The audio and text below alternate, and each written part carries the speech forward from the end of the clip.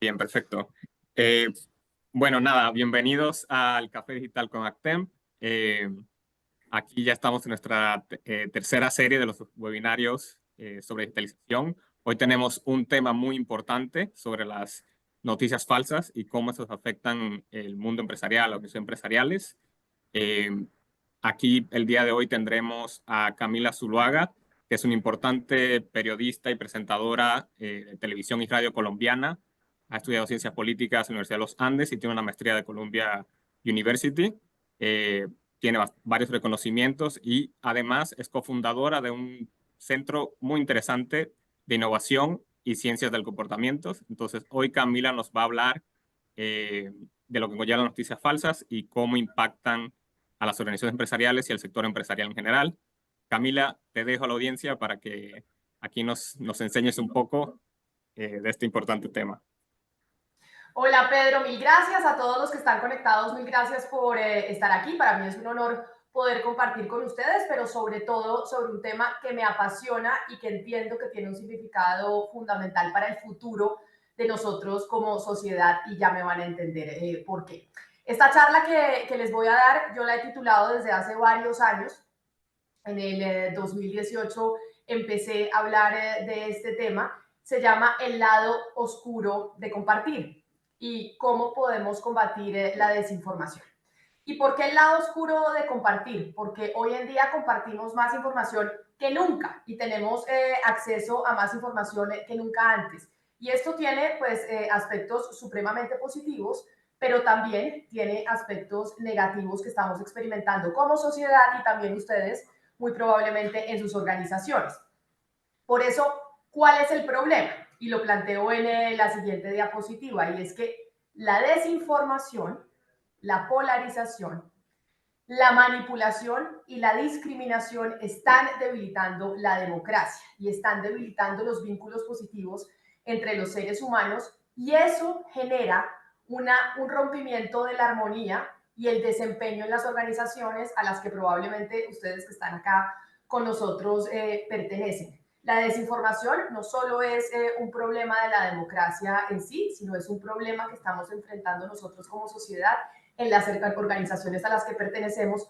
¿Por qué? Porque la desinformación genera polarización y genera malestar entre las sociedades y entre los individuos y por ende un peor desempeño en las organizaciones. En la siguiente diapositiva les cuento cuál es el contexto al que nos estamos enfrentando hoy. ¿Cuál es el contexto que como sociedad estamos enfrentando? Y es que estamos enfrentando un cambio fundamental en los medios de comunicación. Y ese cambio fundamental en los medios de comunicación es la aparición de las redes sociales. Redes sociales en las que pues la mayoría de nosotros participamos, nos informamos y estamos ahí presentes. Y entonces, cada vez que en la humanidad hemos tenido un cambio en los medios de comunicación, eso genera un cambio de régimen social.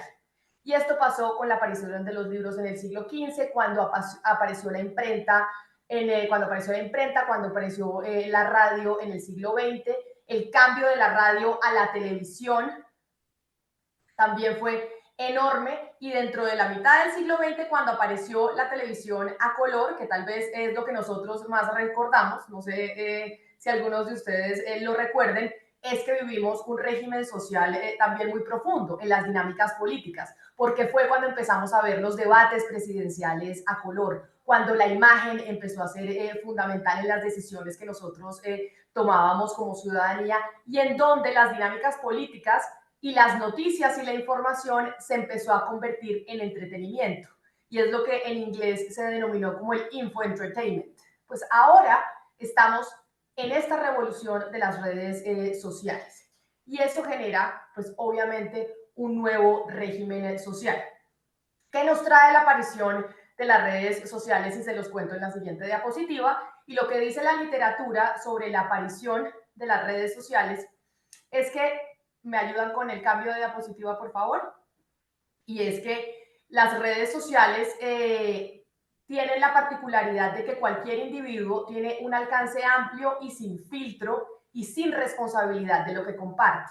Por eso esta charla que estoy dándoles a ustedes se llama El lado oscuro de compartir, porque si bien tenemos ese privilegio y esa gran posibilidad de compartir información, pues hoy cualquiera de nosotros tiene un alcance sin filtro y sin ningún tipo de responsabilidad de lo que está compartiendo.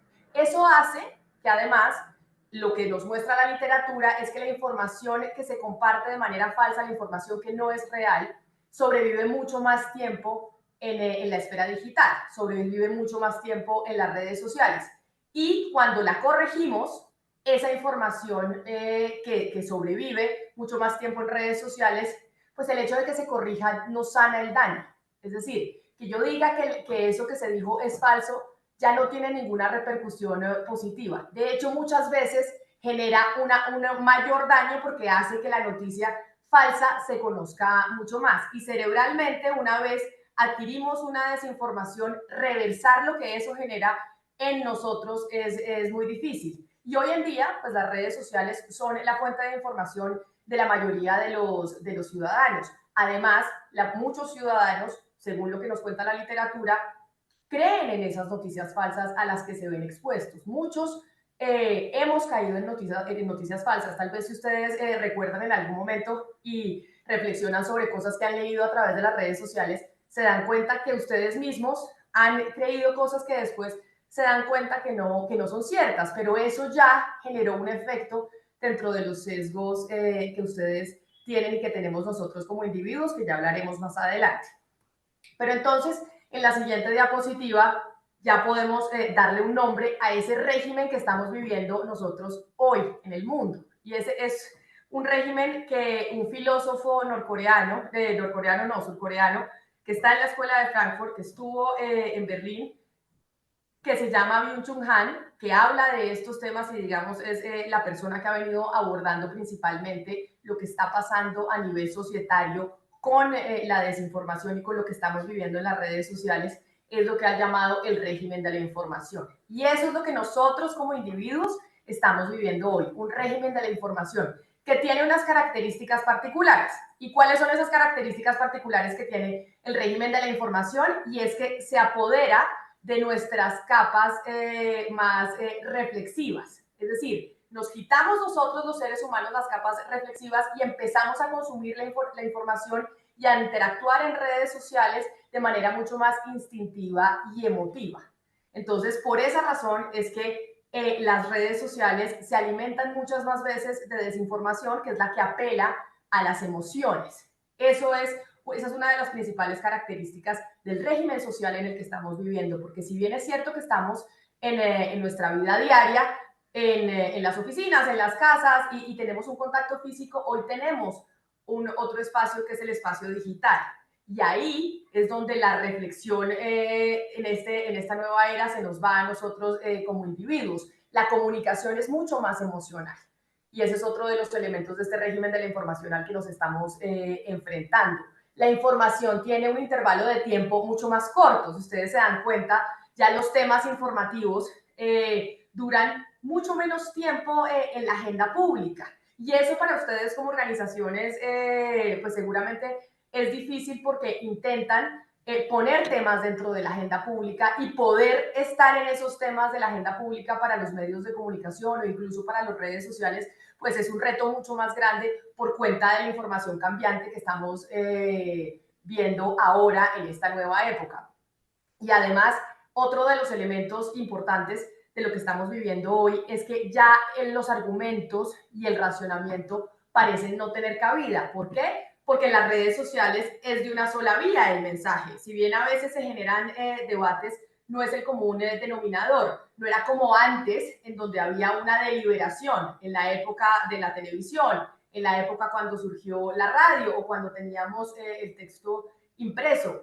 Ya en las redes sociales es unidireccional. No tenemos la posibilidad de discutir. Una vez sale un meme, controvertirlo o poder discutir con ese meme es imposible. Y lo mismo con un trino. Entonces ahí cuando ya no existe la comunicación, no existe la posibilidad de poder dialogar y debatir, tenemos un reto enorme en el que estamos viviendo hoy en este nuevo régimen de la información. Y esto tiene un principal efecto, y es que afecta directamente el sistema político en el que todos vivimos, que vivimos en Occidente, que es el sistema político de la democracia. Esto no sucede y no es un problema de los regímenes autoritarios o autocráticos, porque la democracia es la que cuenta con un sistema de libertad de expresión, en donde la prensa y los medios de comunicación son un elemento fundamental para poder sostener la democracia. Y hoy las redes sociales aparecen como una pata adicional de ese elemento de libertad de expresión que tenemos los individuos en las sociedades democráticas.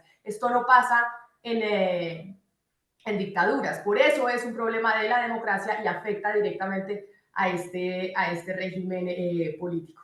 La siguiente diapositiva. Y es que pues tenemos unos retos, y los retos que tenemos como individuos es a la hora de informarnos en un mundo hiperconectado, es que nosotros los seres humanos, cuando quitamos las capas reflexivas de nosotros, en este nuevo régimen en el que estamos viviendo, en el régimen de la información, somos mucho más vulnerables a la desinformación. Y somos mucho más vulnerables a la desinformación, pues porque se nos está apelando a las emociones y no a la racionalidad.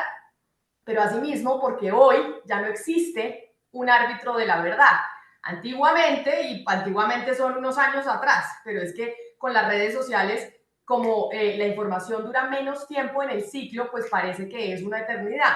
Antiguamente había un árbitro de la verdad, y esos árbitros de la verdad eran los medios de comunicación, eran las universidades, los centros de pensamiento. Esos árbitros de la verdad han venido desapareciendo. Y en los medios de comunicación, les hablo yo como periodista, ya no es un árbitro de la verdad porque los políticos encontraron en los medios de comunicación un enemigo rentable al cual atacar y un adversario rentable al cual atacar. Y eso se empezó a ver desde las elecciones del 2016 en los Estados Unidos con Donald Trump, y lo vemos en América Latina constantemente con muchos de nuestros líderes. Nos vamos a Venezuela, nos podemos ir a Ecuador con Rafael Correa, nos podemos ir a Salvador con Bukele, que tiene un enfrentamiento constante con la prensa, podemos irnos a Argentina con Cristina Kirchner. No importa en la ideología política de los líderes que estamos viendo hoy, los medios de comunicación son un enemigo, y las redes sociales pues son un elemento que se utiliza para alimentar ese discurso político. Si nos vamos para Europa, en España es exactamente igual. Hace unos días veíamos al presidente Pedro Sánchez diciendo: los medios de comunicación hay un montón que son pasquines, que dicen cosas que no son ciertas, y vamos a por ellos. Entonces ahí hay un reto que estamos enfrentando a la hora de nosotros consumir información y de como organizaciones entregar información, porque como organizaciones también necesitamos comunicarnos con la ciudadanía por X o Y motivo. Y conocer estas dinámicas que están existiendo hoy en el ciclo informativo es importante. Hay una enorme cantidad de fuentes no verificables que están ahí sobre la mesa. Por eso yo les decía al principio, hoy estamos más informados que nunca. Sin embargo, tenemos la posibilidad de tener acceso a la mayor cantidad de fuentes, pero también tenemos la posibilidad de tener acceso a la mayor cantidad de fuentes que no son verificables y que pueden terminar generando manipulación y desinformación.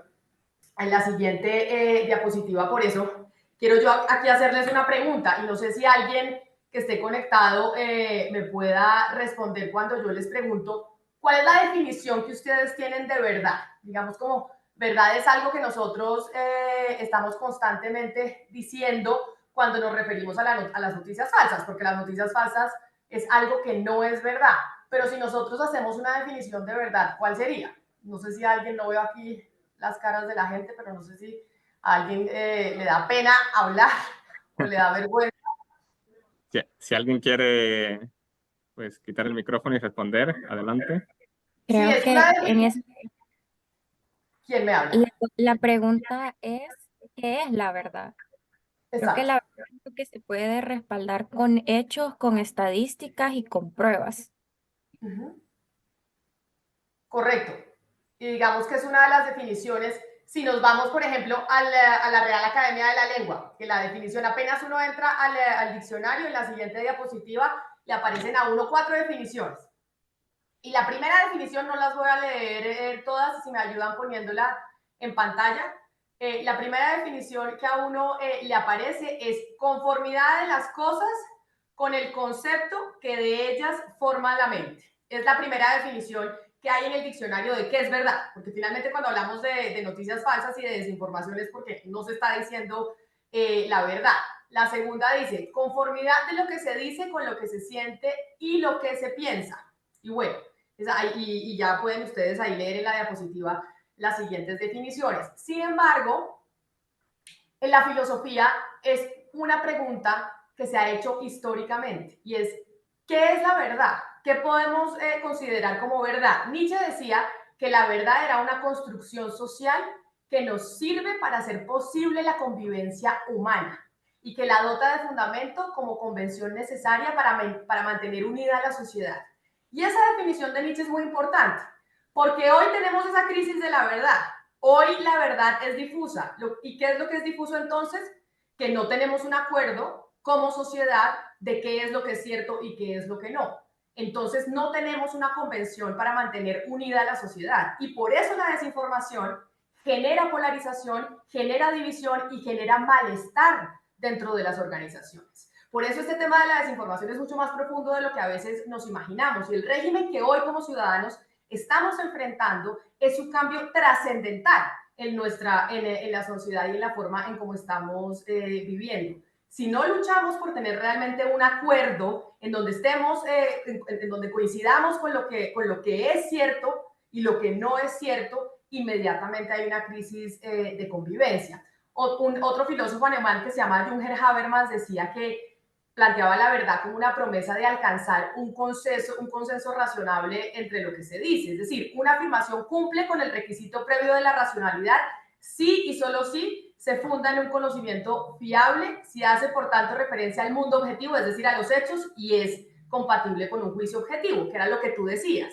Es decir, la verdad es aquello que se puede respaldar con hechos. Sin embargo, hoy, increíblemente, no nos estamos poniendo de acuerdo sobre cuáles son esos hechos que conforman la verdad. Ahí yo les ponía otra definición de este filósofo surcoreano, que es el que habla de este régimen en el que estamos viviendo, que es el régimen de la información. Esa es la era en la que nos encontramos hoy. Entonces, ante esa crisis de la verdad, en la siguiente diapositiva, por favor, ante esa crisis de la verdad, ¿qué es lo que surge? Las teorías de la conspiración. ¿Por qué? Porque cuando tenemos una crisis de una narrativa, que es algo en donde nos ponemos de acuerdo, donde esto es verdad, esto es lo que está pasando, pues entran las teorías de la conspiración, que son siempre pues muy evidentes y son fáciles para dar respuesta a preguntas complejas que tenemos como sociedad y como individuos.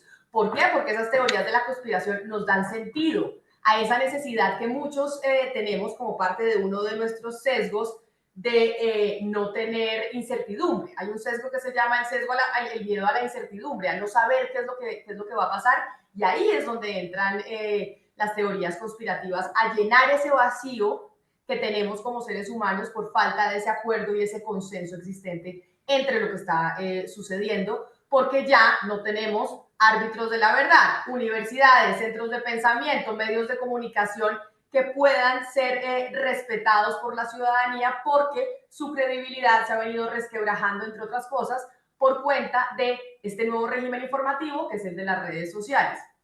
Las teorías de la conspiración le dan explicaciones a la gente frente al relato, y un ejemplo clarísimo, la pandemia. En la pandemia hubo un surgimiento enorme de teorías conspirativas porque no teníamos respuesta como sociedad. O era donde decía, si usted se pone la vacuna, entonces es que Bill Gates le quiere poner el chip porque nos quieren controlar como sociedad.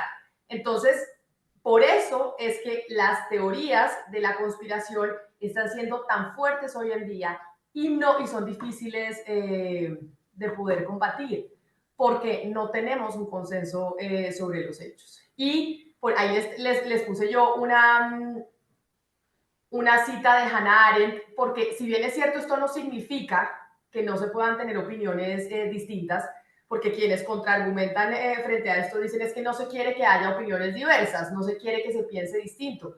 Las opiniones diversas son fundamentales y necesarias para poder convivir en sociedad. Lo que pasa es que las opiniones son respetables y legítimas siempre que respeten una verdad factual, que era lo que tú decías, que respeten los hechos. Y entonces, ¿por qué nosotros como seres humanos somos vulnerables a la desinformación?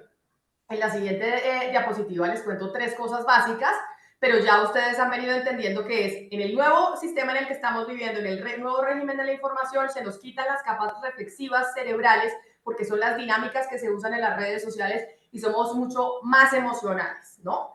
Entonces, ya sabiendo que así estamos funcionando, así estamos consumiendo la información, hay unas características cognitivas que tenemos nosotros como seres humanos.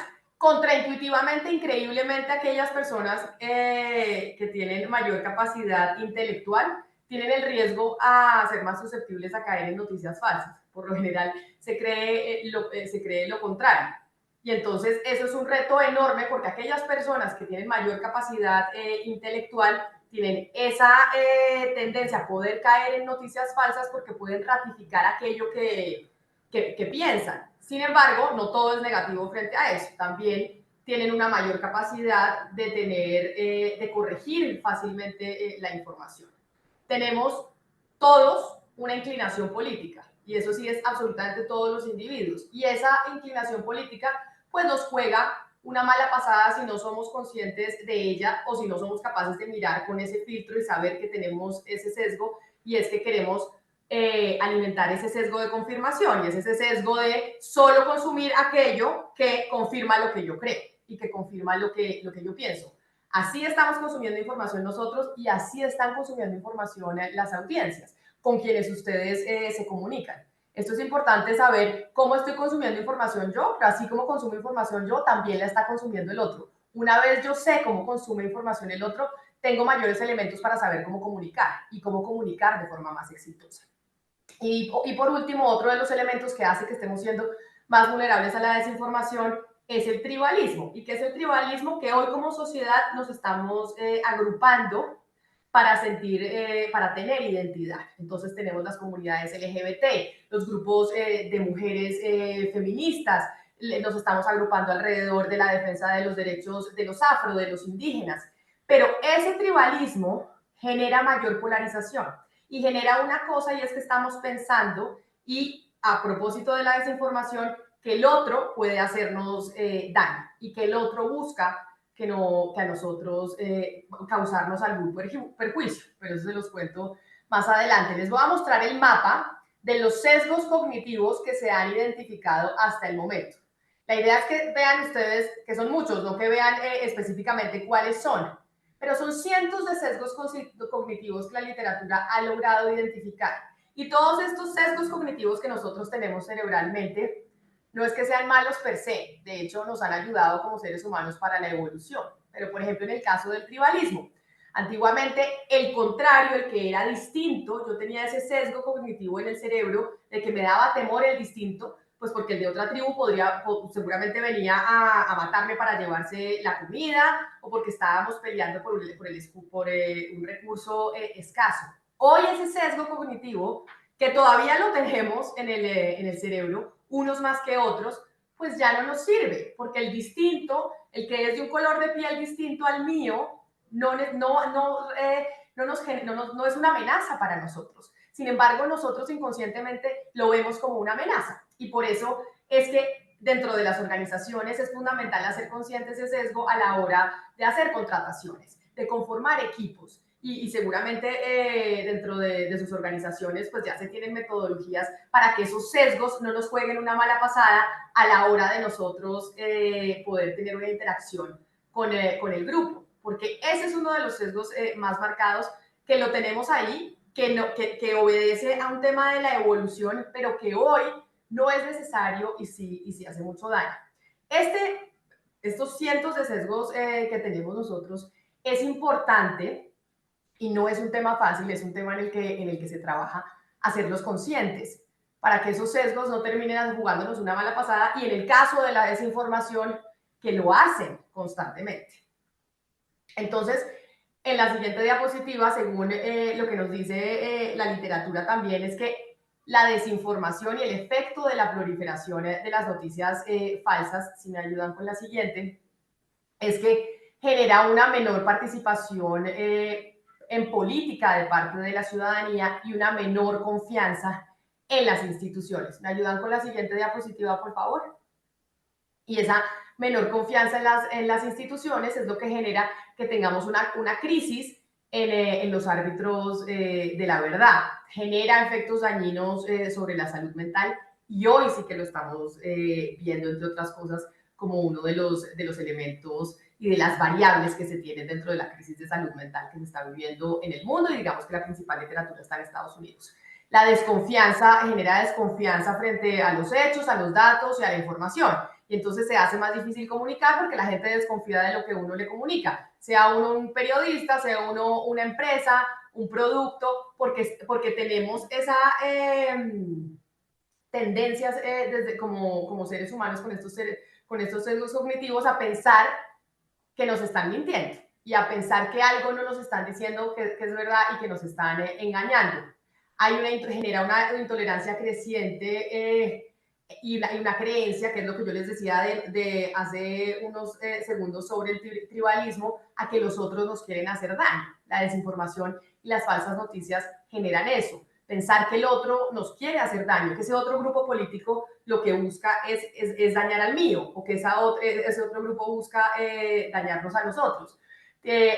Existe y está, también lo muestra la literatura, que genera violencia contra grupos minoritarios, la desinformación, y pues también genera regímenes políticos mucho más autoritarios o una transición hacia ellos, y nosotros en América Latina sí que los estamos experimentando. ¿Cuáles son los efectos de las noticias falsas para las empresas, para las organizaciones? Pues muy similares a lo que pasa también con los individuos en el sector político, en el periodismo, en la academia, y es que pues daños reputacionales. Las noticias falsas generan daños reputacionales, y hoy se está utilizando una guerra de desinformación para generar daños reputacionales y a las marcas. Es una de las estrategias que se usa dentro de la competencia. Obvio, esto inmediatamente genera pérdidas financieras, genera pérdidas de confianza del cliente y del consumidor en los productos, en las empresas, en quienes prestan un servicio, y pues obviamente esto no creo yo que sea malo per se, pero sí hace que estemos expuestos a un mayor escrutinio por alguna desinformación. Y es que hoy en día, cuando hay tanto acceso a la información, las instituciones, las organizaciones y nosotros los periodistas, los medios de comunicación, estamos expuestos a un mayor escrutinio por parte de la ciudadanía. Pero ese mayor escrutinio trae un riesgo, y es que se está utilizando la desinformación como un arma. Y esa desinformación como un arma se utiliza con la difusión a gran escala de información que no es cierta. Y esto pues se facilita hoy en día por tecnología que es muy avanzada. Ya no se necesitan una cantidad de personas o muchos recursos para poder generar una campaña de desinformación. Ya se tienen las herramientas para poder generar los bots y hacer que esa campaña de desinformación pues sea exitosa. Por ejemplo, yo tengo un hotel y no tiene que ser una empresa que esté compitiendo conmigo otro hotel para generar esa campaña de desinformación. Puede ser simplemente un usuario. Puede ser un huésped que se sintió mal o que algo no le gustó y que decidió, y tiene las herramientas, porque hoy están al alcance de todos y mucho más con el desarrollo de la inteligencia artificial, de poder generar información en contra de mi entidad, en contra del hotel, y generar algo que se nos crece y que nos genera mucho daño y que genera pérdidas en nuestras entidades. Por eso es un riesgo, señor. Disculpa que te interrumpa, solo para dejar un tiempecito para preguntas de los participantes, te voy a dar 5 minutitos más, porque creo que justo vas a Perfecto. hablar ahora de las soluciones, ¿no? Entonces, 5 minutitos más y lo abrimos al público. Listo, perfecto. Entonces, teniendo estas, voy a correr rápido, no les voy a leer los ejemplos. Y la desinformación y como un arma, hoy en día se está utilizando lo que es, por ejemplo, en la siguiente diapositiva, para que ustedes tengan la posibilidad de leerlo, la inteligencia artificial generativa, que existe hace mucho tiempo, pero digamos que hasta hace algunos años se logró masterizar con el tema del video, y es lo que conocemos como los deepfakes, con el video, el texto y las fotos, ¿no? Las fotos que vimos del Papa Francisco con la chaqueta blanca. ¿Se acuerdan que internacionalmente dijimos, ay, el Papa Francisco parece un rapero y se vistió con esa chaqueta blanca? Eso se hace con este tipo de tecnología, y que es difícil determinar si es cierto o no es cierto. Y lo mismo está pasando con los videos, con los deepfakes, que hace que sea casi que imposible poder reconocer si es desinformación o no es desinformación. Y hay casos de compañías que ya se han visto afectadas precisamente por eso, por este tipo de guerra de la información que se utiliza en las corporaciones, en la guerra empresarial y también, por supuesto, en la guerra política. En la siguiente diapositiva, ¿cómo ataca la desinformación? Es importante que ustedes también lo tengan en cuenta y esto se nos quede en el cerebro para saber a la hora de comunicar y de contrarrestar la desinformación. Crea o promueve teorías de la conspiración, que ya estábamos hablando. Genera polarización. Crea un manto de dudas sobre el oponente. Entonces, o sobre el contrario político o sobre mi competidor empresarial. Apela a la emocionalidad, que es lo que les he dicho desde un principio. Provoca al opuesto. Eso es lo que busca la desinformación y lo que generan las noticias falsas, y así funciona.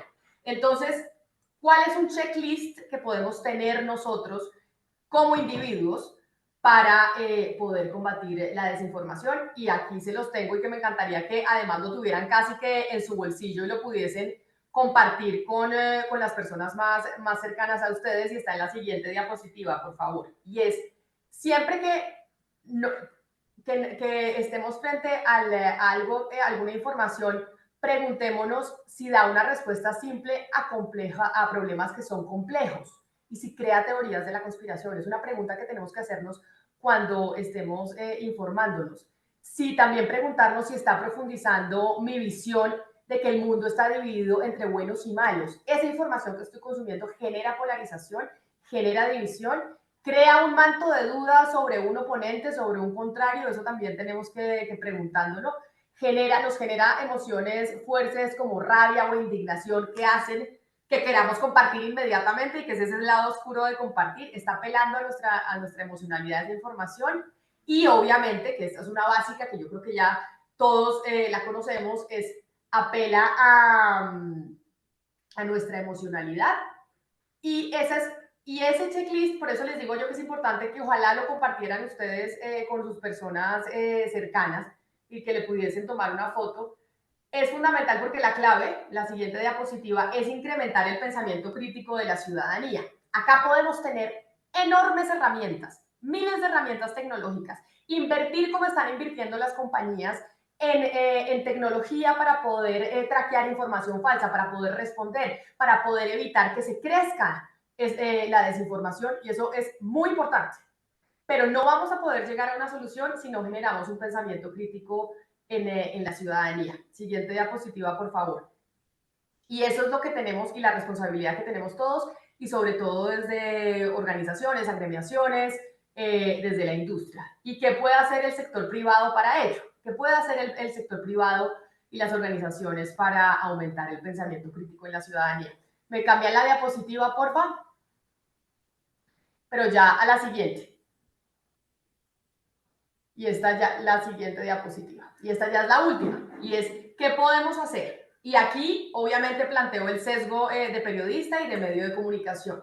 Y es apoyar a los medios de comunicación, pautar en medios de comunicación. Y pautar es un tema muy importante porque el sector privado ha decidido pautar porque es mucho más rentable y consideran que es mucho más fácil de medir a través de los mecanismos digitales, a través de las redes sociales. Entonces, el sector privado consideró, es mucho más barato pautar en los medios digitales, tengo mayores rendimientos, y eso fue positivo para sus ganancias, digámoslo así, pero no están viendo que estuvieron alimentando constantemente este riesgo al que hoy también se ven enfrentados. Y es que también son sujetos de desinformación. Y cuando se apela a alguien a decir, oigan, esto que se está diciendo de esta empresa, ojo, no es cierto, ¿a quiénes apelan? A los medios de comunicación establecidos. Ahí sí, porque a las redes sociales es muy difícil apelar para poder generar toda una estrategia reputacional. Entonces, desde el sector privado sí se puede hacer algo y tener una conciencia con la importancia de seguir construyendo y apoyando a esos árbitros de la verdad. Entender además que hay algo mucho más allá que está en juego, y es el sistema político en el que vivimos nosotros hoy, que es el sistema político de la democracia. Y por último, por supuesto que así como se invierte en tecnología, así como se invierte en tener gente que esté pendiente de lo que están posteando sobre las organizaciones, en cómo se puede reaccionar, cómo se puede mirar qué tanto alcance tienen aquellos que están posteando sobre nosotros, también hay que hacer pedagogía en las organizaciones sobre alfabetización digital. Y sobre esto que yo les estoy contando acá, de las implicaciones que tiene la desinformación. Y por eso, pues Pedro, gracias por invitarme, porque es muy importante, porque sí podemos tener soluciones tecnológicas, pero la principal solución, que es la más costosa, obviamente, es hacer pedagogía con nosotros los ciudadanos, porque el problema, por decirlo de alguna manera, está en nosotros y en la forma en que estamos interactuando como individuos. Muchísimas gracias, Cami. La verdad que fue una presentación increíble y no ha sido planeado, pero creo que en todos los webinarios, sea inteligencia artificial, hasta ciberseguridad y ahora con noticias falsas, creo que siempre terminamos reflexionando desde el componente humano, porque al final todo esto lo usamos nosotros las personas y cómo es lo importante de educarnos, de enfocarnos en cuáles son nuestros sesgos, desde usar inteligencia artificial, proteger los datos, verificar noticias falsas. Al final hay que entender el comportamiento que tenemos, ¿no? Para darle frente. De nuevo, Camila, excelente presentación.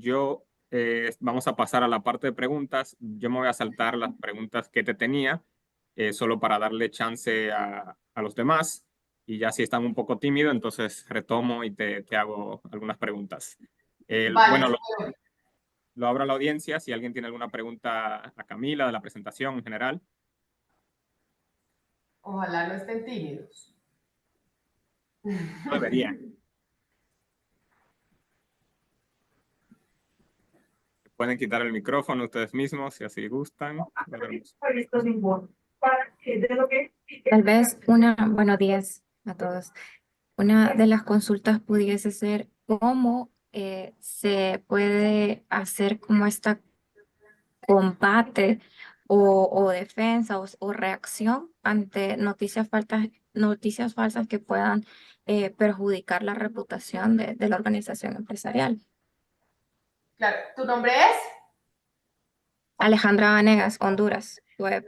Hola, Alejandra, qué gusto. Esto que vimos digamos, en la presentación es muy importante también para saber comunicar, porque una vez la desinformación está sobre la mesa, es muy difícil poderla corregir. Y por eso pues estamos enfrentando una situación en la que el fact-checking, que es una herramienta pues muy importante y a la que se le hace mucha inversión hoy en día, pues no necesariamente es tan efectivo. Entonces, ¿cómo combatir una campaña de desinformación reputacional frente a una entidad?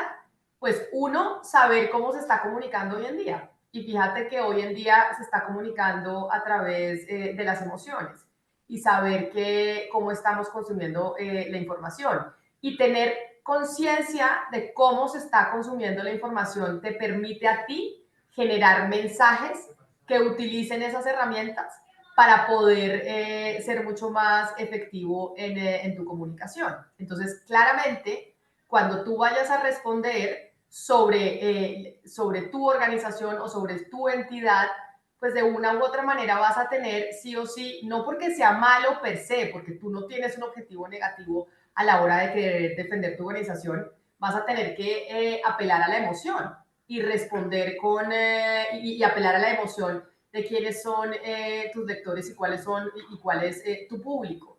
Y eso es muy importante a la hora incluso de construir los mensajes que quieres como compañía. Eso es fundamental. Y es saber cómo se está comunicando hoy y cómo la gente está consumiendo información.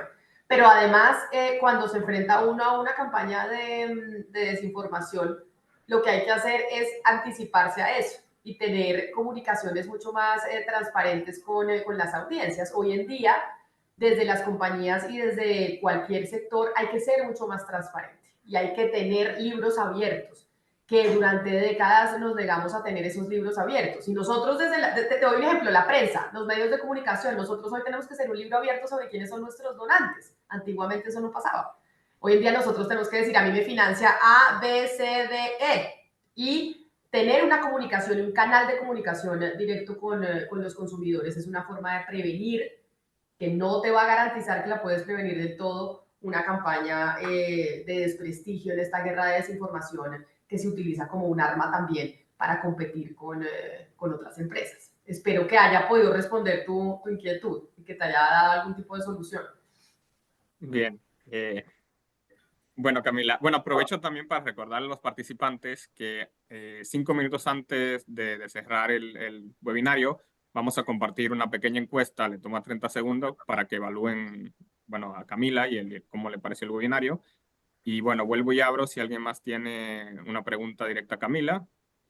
Yo tengo, si me permiten, 3. Adelante, Daniel. Incluso. Mi nombre es Daniel Casado, soy de México. Camila, muchas gracias, muchas felicidades por la presentación. Desde tu punto de vista como periodista, ¿consideras que el periodista, independientemente de su medio, ya sea corporativo, ya sea público, ya sea red social, debe exponer de manera abierta su sesgo cognitivo desde un principio o debe mantener esta neutralidad que, digamos, hacia el público? La segunda es, si crees tú que tiene cabida un concepto como periodismo independiente dentro de los medios corporativos o públicos, y esta pregunta va vinculada, digamos, al impacto que puede tener a noticias falsas, que las noticias falsas, convengamos, no son exclusivas de las redes sociales. Se han exponenciado a través de las redes sociales, pero desde que los medios son medios, las noticias falsas han estado ahí. Y por último, si tú tienes alguna experiencia, algún dato respecto de alguna iniciativa o política pública en Latinoamérica respecto de defensoría de la audiencia. Y si has escuchado este concepto, por ejemplo, en la idea de redes sociales. Muchas gracias y felicidades nuevamente. A ti, gracias. Te respondo las 3 preguntas y empiezo por la segunda. Claro que la desinformación ha existido históricamente, pues desde que existe el rumor. El rumor fue la primera desinformación y las redes sociales lo han exponenciado. Que los medios de comunicación y la mayoría de ellos propiedad de grandes corporaciones han fallado y han dicho muchas veces cosas que no son ciertas, se han manipulado el discurso también, pero con una diferencia, que tú desde una institución privada o pública puedes acceder a ese medio de comunicación e interpelar inmediatamente a ese medio de comunicación y decirle, tocar la puerta, en el caso de Camila Zuluaga, tocar la puerta a Caracol Televisión, tocar la puerta a Blue Radio y decir, esta señora o esto que ustedes están diciendo no es cierto. O poder utilizar un mecanismo judicial para controvertir lo que se está diciendo y decir, ustedes dijeron algo que no era cierto y la justicia va a fallar a favor muchas veces de quien demanda. Te lo digo porque nosotros aquí en los medios de comunicación pues tenemos todo un departamento jurídico y legal para responder muchas veces esas demandas. Eso no pasa con las redes sociales. Entonces ahí tenemos un problema mayor porque no tenemos un único árbitro, no tenemos ni siquiera a quién apelar y a quién debatirle, porque por eso te decía desde un principio, ya no hay un debate, las redes sociales no te permiten una interacción, no te permiten discutir. Entonces, ahí está la diferencia. La tercera pregunta que me hacías tú es si hay defensa del consumidor en términos de redes sociales. Mira, en Colombia, por ejemplo, nosotros, y yo no sé si en México sea así, nosotros tenemos una cosa que se llama el defensor del televidente y por ley, pues tiene que haber un programa en todos los canales que es donde los televidentes se quejan constantemente de qué es lo que pasa, que no les gusta del programa de televisión, del noticiero, etcétera, etcétera, y van y el defensor del televidente tiene la función de responder a las audiencias y darle solución a sus requerimientos. ¿Eso existe en las redes sociales? No. Yo, desde el 2016, y son iniciativas que hay en México muchas, en Argentina también, en Colombia también, hemos venido creando como periodistas iniciativas para que la gente, y llamamos una que se quiera así, era no coma cuento a la hora de la información o la desinformación que consume. Y ahí empezamos a plantear como periodistas, un grupo de 30 periodistas en Colombia, que claro que nosotros tenemos que hacer público cuál es nuestro sesgo cognitivo. ¿Por qué? Voy a ir al fútbol. Si yo soy un periodista deportivo y soy, no sé, hincha del Cruz Azul, probablemente pues voy a narrar un partido del América de forma menos imparcial que si yo fuera hincha del América. Entonces, si yo le digo a mi audiencia que soy hincha del Cruz Azul, mi audiencia puede igual oírme, pero ya sabe qué esperar y dice, yo sé que Camila me está hablando desde sus sesgos de ser hincha del Cruz Azul y no del América. Entonces, por supuesto que los periodistas tenemos que exponer cuáles son nuestros sesgos y es algo que nosotros venimos haciendo, o por lo menos aquí en Colombia, algunos de nosotros, pues una campaña para que eso sea así, para que expongamos cuáles son las creencias que tenemos, porque eso es ser mucho más transparente. Y vuelvo a la primera pregunta, y es, para poder combatir la desinformación hoy en día también, y no es que sea malo, porque no todo lo del régimen de la información es malo, tenemos que ser mucho más transparentes que antes. Muchas gracias. Buenos días. Perfecto. Adelante. Hola, le saluda Beatriz de Morales, soy gerente de comunicaciones de ANEP El Salvador.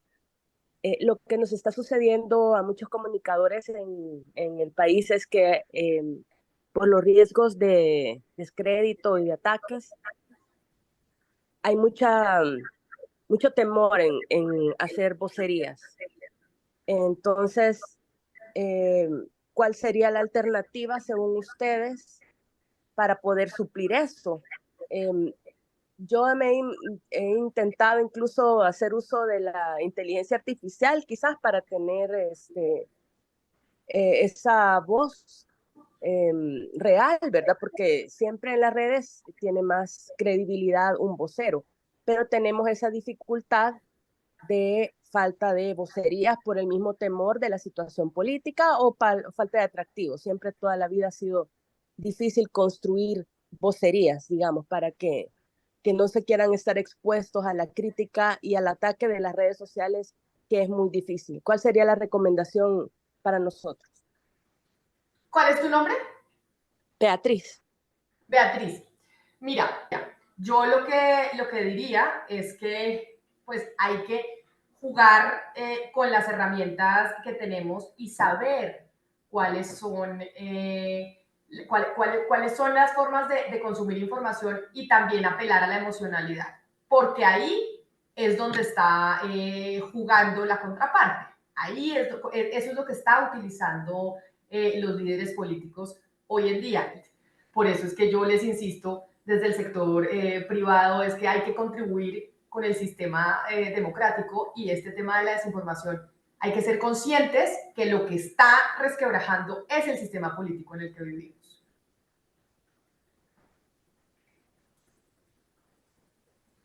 Perfecto. Gracias, Camila. No sé si Beatriz quieres decir algo más. Sino agradecerles únicamente, ¿verdad, Cami?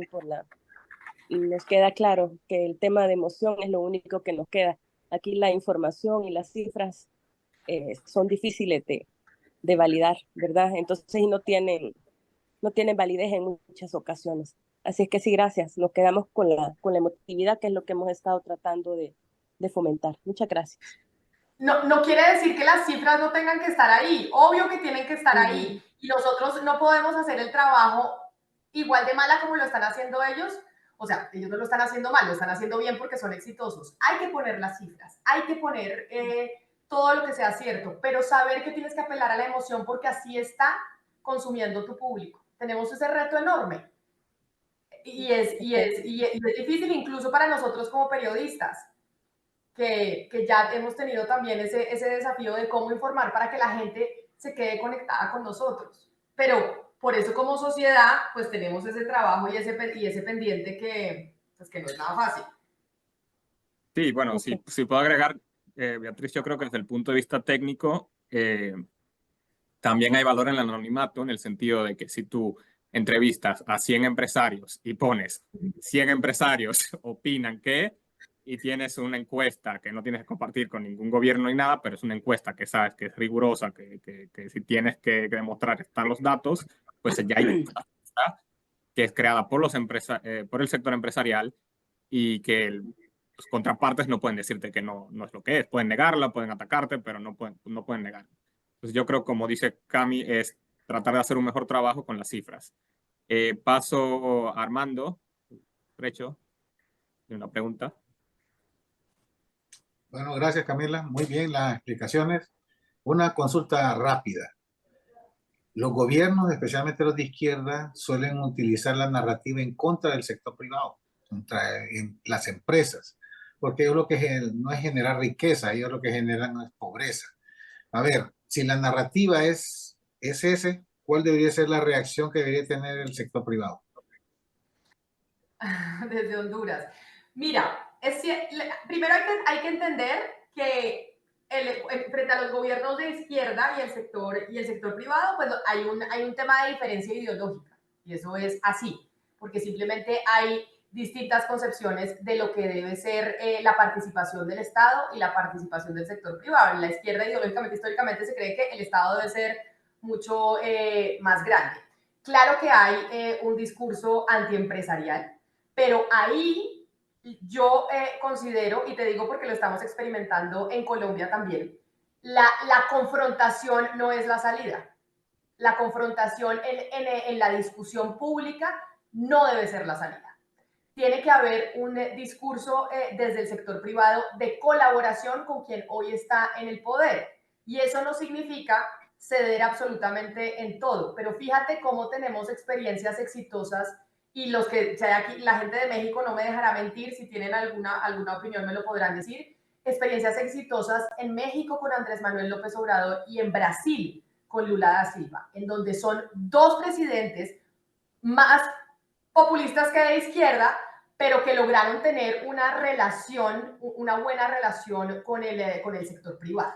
Y supieron entender que el éxito del sector privado y el jalonamiento de la industria iba a generar un mayor éxito para sus administraciones. Eso es lo que tiene que intentar el sector privado con los gobiernos de izquierda. No cerrar los canales de comunicación, que es el primer error que se comete. Los canales de comunicación hay que dejarlos abiertos. Y la comunicación no debe ser confrontacional, sino debe ser de intentar acuerdos, porque la izquierda y estos gobiernos pues han sentido que los han maltratado históricamente el sector privado. Y hoy que están en el poder, lo que hay que hacer es sentarse a la mesa y poder desde la comunicación no tener una comunicación de pelea, sino de acuerdo y de coadyuvarse en que el fin sea la nación y no solo o un proyecto político o una industria en particular. Y siempre decir desde el sector privado que el sector privado lo que hace es construir país. Y eso es lo que tiene que, y ahí estás apelando a la emocionalidad, porque apelas a que todos los seres humanos pues tenemos una necesidad identitaria de pertenecer a algo, porque fíjense, por eso están los tribalismos hoy surgiendo tanto, porque hay una crisis identitaria. Entonces, generar una narrativa desde el sector privado de la identidad es muy importante. Perfecto, bueno, respetando que ya estamos en hora, Cami, si te parece, si nos quedamos 5 o 10 minutos más máximo, por si alguien más tiene preguntas, y sí, obviamente ya los que se quieran marchar, abrimos la encuesta, les pido antes de irse que la contesten, y bueno, ya con esa parte de técnica, si alguien tiene alguna otra pregunta.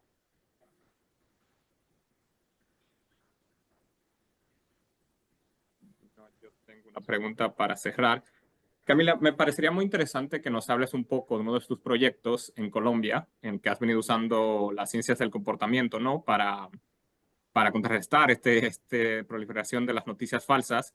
Entonces, solo para que la audiencia se entere, si nos cuenta un poco de este proyecto, que me parece muy interesante. Y así cerramos.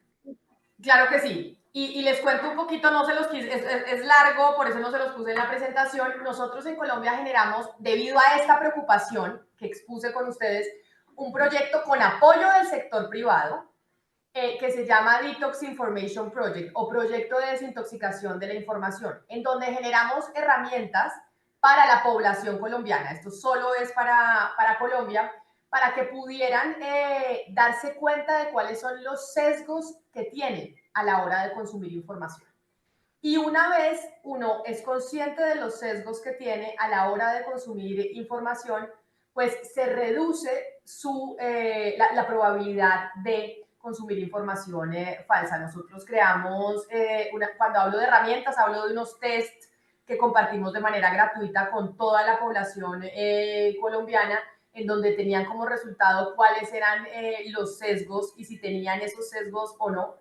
y posteriormente teníamos una intervención con unos videos para poder hacer esa pedagogía digital. Nosotros hicimos una investigación con 1.800 colombianos y descubrimos que había 5 características de la población colombiana que la hacía más vulnerable a caer en noticias falsas. Probablemente eso en México es distinto, en Brasil es distinto, no lo hemos hecho allá porque pues requiere un estudio de saber qué es lo que está pasando con la población. Y una vez hicimos la investigación de cuáles eran los sesgos que teníamos los colombianos a la hora de consumir noticias falsas, generamos herramientas que eran unos test para que los colombianos pudieran identificar si tenían esos sesgos o no. Y una vez usted identifica si tiene esos sesgos o no los tiene, pues ya se reduce su vulnerabilidad a caer en noticias falsas. Y de hecho, alcanzamos una reducción del 35% más o menos. Esto nos acompañó, digamos, a hacer la evaluación y la medición en la Universidad de Chicago con un centro que tienen de ciencias del comportamiento que se llama GILAE. Y es un paper académico que está ya a puertas de publicarse. Entonces, eso fue lo que hicimos aquí. Y ahí es donde yo les digo, hay claro que invertir en herramientas tecnológicas para poder combatir la desinformación específica de lo que se diga de nosotros o no. Pero sobre todo tenemos que invertir en los seres humanos y en cómo logramos cambiar desde la demanda y no desde la oferta. Porque siempre estamos mirando cómo solucionamos la oferta, cómo hacemos para controlar todo ese ruido que hay en redes sociales. Y poco hemos hecho sobre la demanda, que somos los seres humanos. Entonces, eso es lo que hicimos nosotros acá. Pueden meterse a la página de internet, que es Deep, buscar en Google Deep Detox Information Project o Proyecto de Desintoxicación de la Información. La página es somosdeep.com y ahí pueden encontrar todo lo que hemos hecho. Hicimos series web, principalmente eso, para decirle a la gente y explicarle cuáles son los sesgos cognitivos que tenemos todos los seres humanos. Perfecto. Bueno, doy un último chance, 5 segundos más, si alguien quiere una última pregunta. 5, 4. Bueno, si no, nada. Camila, muchísimas gracias. La verdad que fue excelente tanto la presentación como la parte de preguntas. Y tuvieron menos tímido que en otras ocasiones los participantes, así que se refleja muy bien. Gracias por estar aquí, gracias a todos y que bueno, que tengan un feliz resto del día. Nos vemos en la próxima instancia, será julio 11, y donde aprenderemos directamente de 3 organizaciones empresariales que están usando herramientas digitales en sus procesos de cabildeo y diálogo social. Pues a los que estén interesados, nos vemos entonces. Nuevamente, muchas gracias a todos, muchas gracias Camila. Chao, mil gracias.